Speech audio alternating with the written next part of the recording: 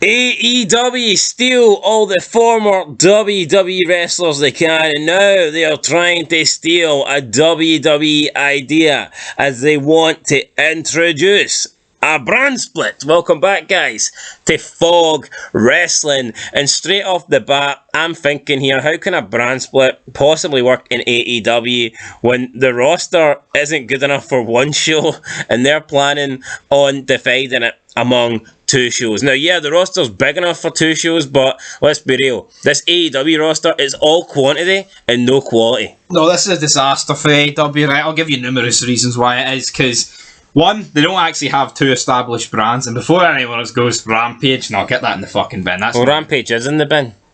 That's my point, though. Right, okay. So, I'm talking about, previous things. And also, their title, right, is 4 years old. See, in WWE, the belt was...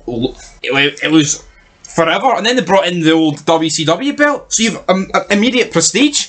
Say they do a brand split, and they bring in another new belt, and they've got enough belts.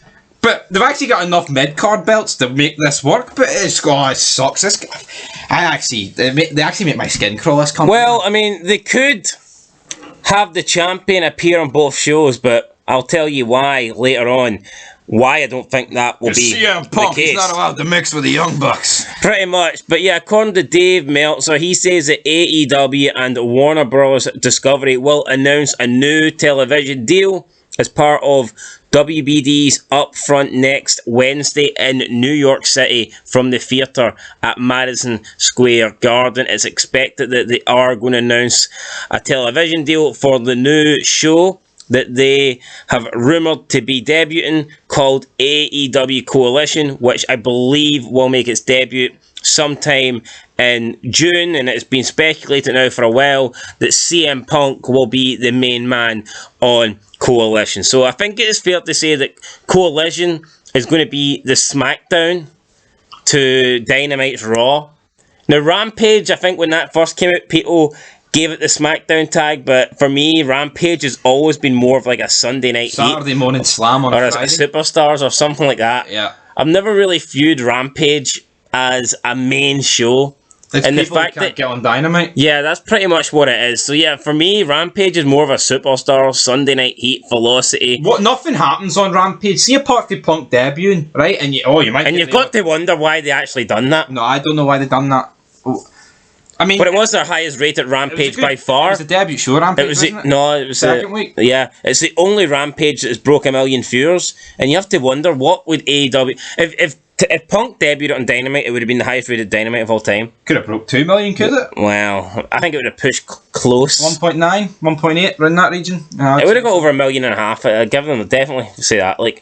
So maybe their logic was with the Friday though. Oh, everyone for SmackDown will tune into Rampage. Well, it could be. That has kind of been their logic for a long time. That's why they put Rampage on. Probably, so no one tunes into SmackDown. But it's weird. It's weird because out of the shows that, let's call it, I'm not including Impact Wrestling here because no one really considers that a major company anymore. Twitch. But out of the major companies, SmackDown is like the highest rated show, and Rampage is the lowest rated show. So it just doesn't make much sense. If anything, Rampage should be benefiting coming on directly as soon as SmackDown goes off the air. Yet it just does not help SmackDown at all. Exactly, it just does not do anything for Rampage. And this Coalition, what's going to be a Saturday show now? Or is it going to stay on Friday, Coalition? It is going to move to, I believe, Saturday night. No, the problem is, how many people? I was going to say how many people will stay in on a Saturday night to watch wrestling, but see, you know what the thing is? I imagine if you're an AEW fan, you're probably sitting in anyway. So. Yeah, every Saturday night. No, and then you have to stay up Sunday night as well for the Japan stuff. No Japan, pro wrestling, buddy. See if AEW is booked right and correctly and with someone competent in charge, they'd look at this WWE brand split and go, right, let's just do everything right. Let's get 2 GMs, see the split we're doing, the draft essentially. Let's not just have some guy come out and read it off a fucking placard. Let's actually do it properly. But no, they will do a far more indie version of WWE and it will be garbage. That's it. Now, I'm not sure how they're going to do this brand split. I just don't think they have the star power to do it. Now, I would say, yeah, the roster's too big, and you could definitely argue with a brand split that people that are not getting time will get more time. But it's like you're just splitting the stars, the main eventers that you do have, if they have any. You're just splitting them among 2 shows.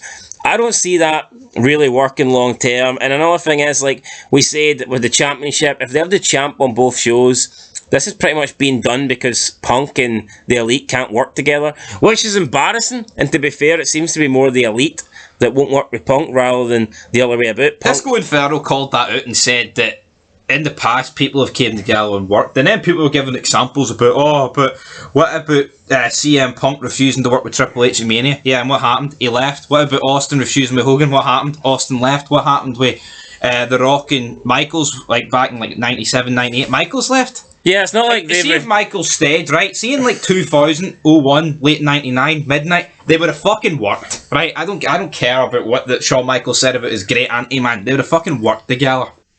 Yeah, 100%. See Austin. See if CM Punk stayed in WWE, you tell me they wouldn't have been like, right, well look, we pay your wages. If you're not wrestling Triple H this Mania, we want you to do it the next one. And see Austin Hogan, right? That's probably the one. I'm sure Austin would have worked with him. Yeah. I'm sure he would have. If you don't want to do Austin's something... problem was with the company at that point, not really Hogan. If you're refusing to work with someone, then you're at fault, and essentially, if you're not willing to do the job, you should leave. Exactly. But will the Elite leave? No. Will Tony Khan force the Elite to leave? No. Will Tony Khan fire the Elite? No, because the Elite are right up Tony Khan's ass. And honestly, as much as I think CM Punk made Tony Khan look like a fucking jackass, and I think Eric Bischoff's spot on that whole scrum conference, Punk literally made Tony Khan look like a fucking mongoloid. And I tell you what, I don't believe CM Punk would have disrespected McMahon like that. And B, he would not have been allowed to go on a 26-minute rant with McMahon. It would have been 2.6 seconds. Yeah, but I don't think Punk would have done that to McMahon in the first place. No, of course he wouldn't have. But as much as I think CM Punk did make him look like a jackass, I think everything CM Punk said was true.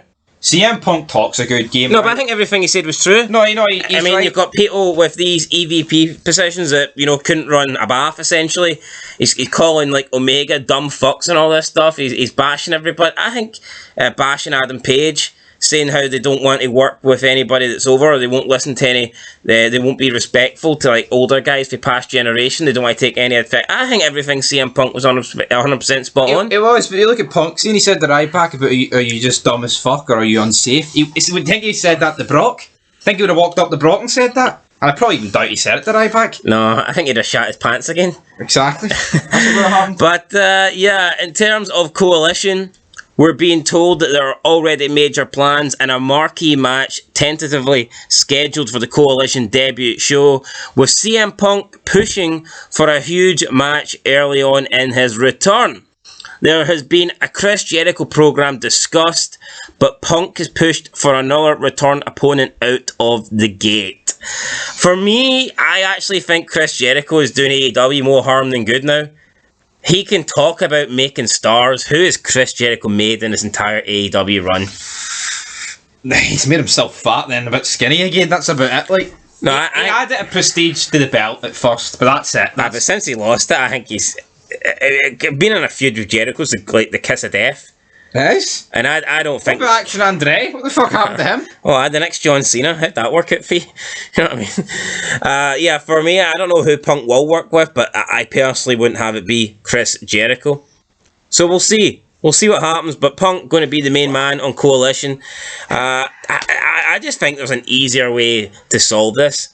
You just fucking fire the Young Bucks and put Punk on the flagship show. Or you just fucking tell them, here, this is money, if you work together, if you don't like it, then fire them. Or just fucking say, right, if you want to be like that, I'll just keep you on Rampage forever. Punk can be on Dynamite. I know. Like, Punk is the biggest draw AEW have. Dynamite's their A show. You stick your biggest star on the A show. It just doesn't make logical sense why you would not. Tell you what, AEW's became bland though, so I think this actually intrigues it a wee bit. It should spice it up, so yeah, I am kind of interested to see what happens, and who knows, maybe this could be like a reset for AEW. If they get it right, it could improve the product. Yep. But I mean, I've no faith in any wrestling company getting anything right in 2023, let alone AEW. AEW. So yeah, AEW. You know what? And again, I just can't be that excited for CM Punk's return. They had the one chance and they fucking blew it. Out the door, out the window. But don't get me wrong, maybe him being injured and maybe the fallout, that might give him like a second wind. It might be like a second chance, or not. It's not as good as the first chance they had, but this might be an opportunity for them to do Punk right, because the last time they certainly did not get it right. Him coming out talking about wanting to just your basic. Make me feel like Britt Baker in Pittsburgh. Oh, I want to put wrestling. I want to put these young guys over and all this garbage. It's like, no, Punk, And then come on. half going after WWE. Make your fucking mind up, man. If you want to go after them, make that the gimmick. You're supposed to be the best in the world. Why would you give a fuck about making Darby Allin look good? You know what I mean? It just doesn't make any sense. Anyway, guys, that's it. Catch you in the next one. Till then, peace.